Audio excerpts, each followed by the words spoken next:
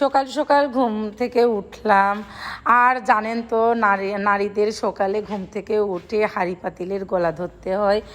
তো আমি এই যে দেখেন থালি বাসনগুলা পরিষ্কার করে আগে আটে গেন্দ্রা সব কিছুই আমি যে পরিষ্কার করে এক জায়গাতে নিচ্ছি। আমরা আবার কালকে রাত্রে তরমুজ খেয়েছি, সে তরমুজের চোচাগুলো আছে।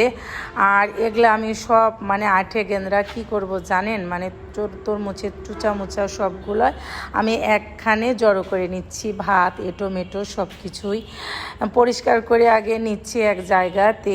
এগুলো আমি কি করব আপনাদের পরবর্তী দেখাবো, যে এই যে আঠেগুলা সব কিছু এক জায়গায় গোছা আমি কি করব এটা আপনাদের পরবর্তী আমি দেখাচ্ছি।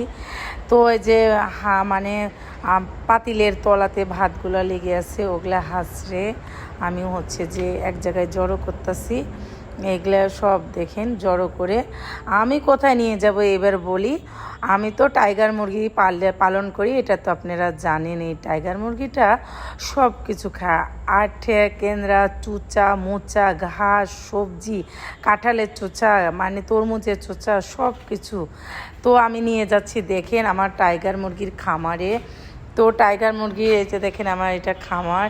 তো এই পাশে মুরগিগুলো নাই, বিক্রয় হয়ে গেছে। তো সামনে কিছু মুরগি বিক্রয় করতে করতে থাকে গেছে। তো ওগুলাকে আমি এই আঠে গেঁদা তরমুজের চুচা টুচা সব আমি নিয়ে যাই মুরগিকে খাওয়াবো। আর এগুলা খেলে মুরগিগুলো সুস্থ সবল ভালো থাকে গরমের দিন। তা মুরগির ঘরে গেলাম, যায় ঢালে দিচ্ছি। দেখেন এগুলো সব কিছু ভাত মাছের কাটা গোছের কাটা তরমুজ সব কিছু ভাত এগুলো সব কিছু এর ভিতরে আছে। তো ঢালে দিলাম, দেখেন মুরগি আসছে খেতে। আর টাইগার মুরগিটা আপনারা লালন পালন করেন, দেখেন টাইগার মুরগিটা আপনার সব কিছুই খায়, তার জন্য প্রতিরোধ ক্ষমতা বেশি। আর এরা যেখানে সেখানে লালন পালন করা যায়। দেখেন সুন্দরভাবে খাচ্ছে, সবাই আসছে খাতে। আমি কিছু ফেলে দিইনি, নষ্ট করিনি, সব কিছু এই টাইগার মুরগি খেয়ে নেয়। আর দেখেন টাইগার মুরগি সব সময় সুস্থ থাকে, ভালো থাকে, দেশি মুরগির মতনই। আর এদের ডিমগুলা ওরে বাবা 30 থেকে 40 টাকা পিস। আর বাচ্চা উৎপাদন করে এই ডিম থেকে, মানুষে খায় কম।